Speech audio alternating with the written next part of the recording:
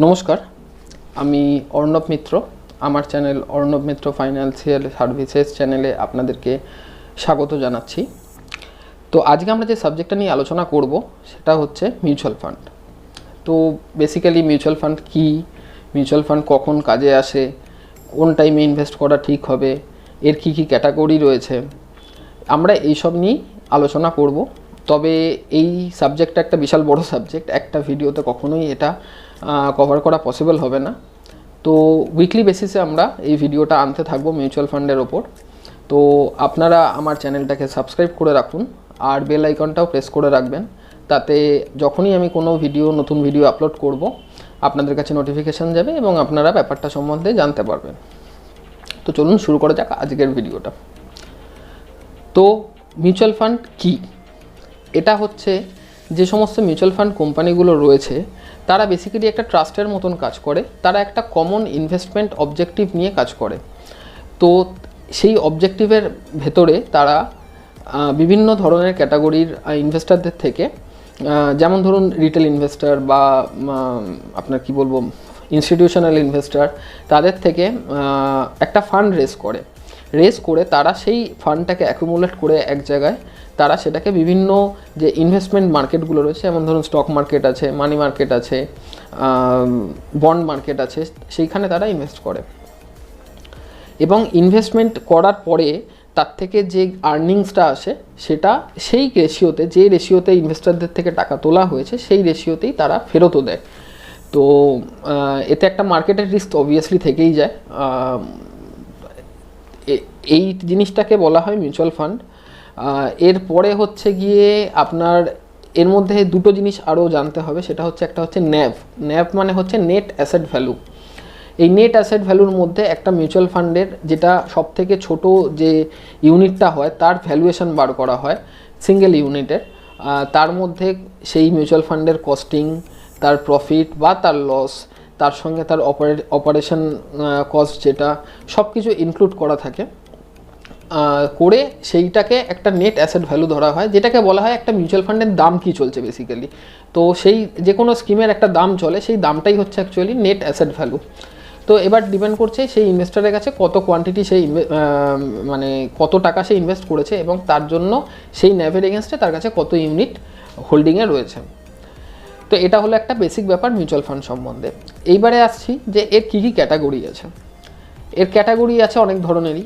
একটা আছে যেমন ধরুন ইকুইটি মিউচুয়াল ফান্ড, একটা আছে মানি মার্কেট বা লিকুইড ফান্ড, একটা আছে ডেট ফান্ড, একটা আছে ব্যালেন্সড বা হাইব্রিড ফান্ড, আর একটা আছে ধরুন গিল্ড ফান্ড।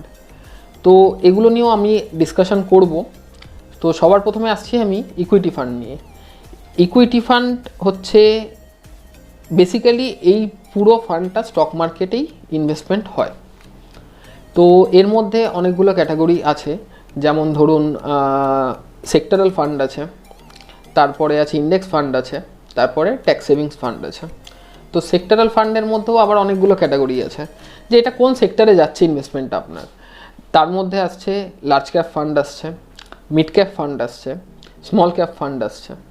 তো এগুলো বেসিক্যালি যে স্টক মার্কেটের যে ক্যাটাগরিজেশনটা হয়, যেগুলো বড় কোম্পানি, বড় ক্যাপিটাল অনুযায়ী যে বড় লার্জ ক্যাপ কোম্পানিগুলো, সেই কোম্পানিগুলোর মধ্যে যে ইনভেস্টমেন্টটা মিউচুয়াল ফান্ড করে সেগুলোকে লার্জ ক্যাপ ফান্ড বলা হয়।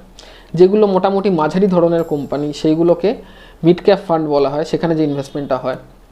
আর যেগুলো স্মল ক্যাপ ফান্ড মানে যেগুলো ধরুন ছোট কোম্পানি, যেমন সেইগুলোতে যে ইনভেস্টমেন্টটা হয় মিউচুয়াল ফান্ডের দিক থেকে, সেগুলোকে স্মল ক্যাপ ফান্ড বলা হয়। তো প্রত্যেক মিউচুয়াল ফান্ড কোম্পানিরই কিছু এই তিনটে ক্যাটাগরিতে কিছু না কিছু ফান্ড রয়েছে সবারই। এছাড়া এরপরে আসছে ইন্ডেক্স ফান্ড। ইন্ডেক্স ফান্ডটা বেসিক্যালি হচ্ছে আপনার এই স্টক মার্কেটের যে বিভিন্ন ইন্ডেক্স রয়েছে তার উপর ডিপেন্ড করে এটা চলে। আর মানে এতে মার্কেটের ডাইরেক্ট রিস্কটা আপনি পেলেন না, কিন্তু ইন্ডেক্স যেরকমভাবে মুভ করবে এই ফান্ডগুলো সেইভাবেই মুভ করবে। এরপরে আসছে ট্যাক্স সেভিংস ফান্ড, সেটাকে ইএলএসএসও বলা হয়। যেমন ইএলএসএসের ফুল ফর্ম হচ্ছে ইকুইটি লিঙ্কড সেভিংস স্কিম। তো এটা বেসিক্যালি ট্যাক্স সেভিংস ফান্ড। এগুলো পুরোটাই 100%, 100% বলবো না, কিন্তু ম্যাক্সিমামটাই স্টক মার্কেটেই সেটা ইনভেস্ট করা হয়।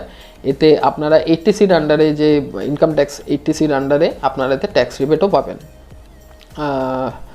এর একটা লক ইন পিরিয়ড থাকে 3 ইয়ার্সের। এই হলো ইকুইটি ফান্ডের ব্যাপারটা। এরপরে যেটা আপনার আসছে ধরুন মানি মার্কেট ফান্ড বা লিকুইড ফান্ড বলা হয়, সেগুলো হচ্ছে এরা শর্ট টার্ম যে মানি মার্কেট যে রয়েছে সেখানে এই ফান্ডগুলোতে ইনভেস্ট করা হয়। এটা খুব মানে নমিনাল কস্টে হচ্ছে গিয়ে করা হয়, এতে লো রিস্ক লো গেন ব্যাপারটা এরকমভাবেই রেডি করা থাকে। আর খুব মানে ডিপলি দেখতে গেলে এটা বেসিক্যালি আপনার একটা সেভিংস অ্যাকাউন্টের মতনই হয়।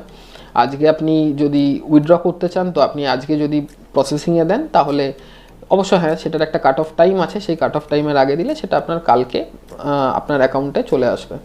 আর এটা 100% লিকুইড থাকে, আপনি এনি টাইম আপনি উইথড্র করতে পারবেন, এনি টাইম ইনভেস্ট করতে পারবেন। এরপর আসছে গিল্ড ফান্ড। গিল্ড ফান্ড কি? সেটা হচ্ছে গভর্নমেন্ট সিকিউরিটিজের মধ্যেই শুধুমাত্র ইনভেস্ট করা হয়, যেগুলো গভর্নমেন্ট অফ ইন্ডিয়ার যে ইনভেস্টমেন্ট ইনস্ট্রুমেন্টগুলো রয়েছে তাতেই শুধু ইনভেস্ট করা হয়। তার থেকে যা রিটার্ন আসে সেটা যে তার মিউচুয়াল ফান্ডের যে ইনভেস্টার রয়েছে তাদেরকে বাইপাস করা হয় ন্যাভের অনুযায়ী, যেরকম ন্যাভ চলতে থাকে সেই অনুযায়ী। এরপরে আসছে ব্যালেন্সড ফান্ড, যেটাকে হাইব্রিড ফান্ডও বলা হয়।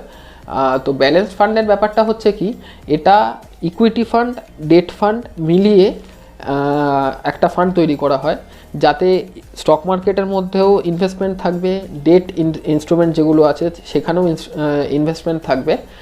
তো এটাকে বলা হয় ব্যালেন্সড বা হাইব্রিড ফান্ড।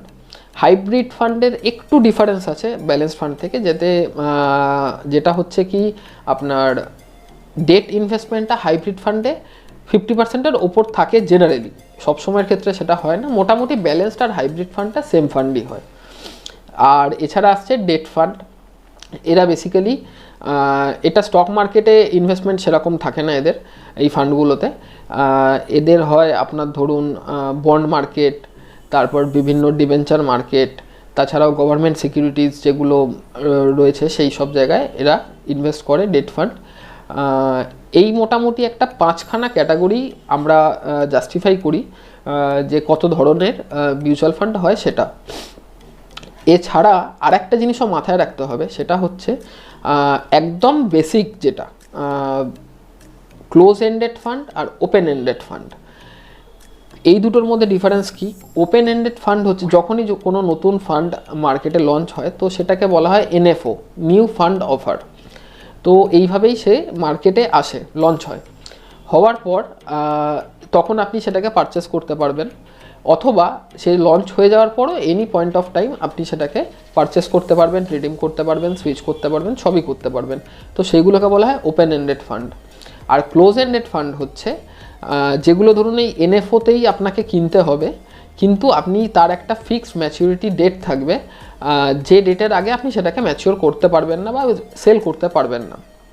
তো সেগুলোকে বলা হয় ক্লোজ এন্ডেড ফান্ড।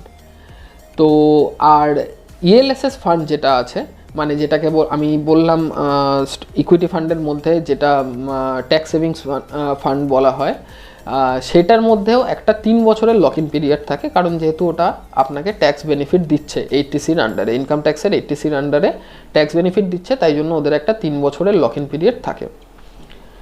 তো এই হলো আপাতত ক্যাটাগরিটা আমি বললাম। তো আজকে আমরা যেটা ডিসকাস করলাম সেটা হচ্ছে কি মিউচুয়াল ফান্ড কী আর মিউচুয়াল ফান্ডের কী কী ক্যাটাগরি আছে।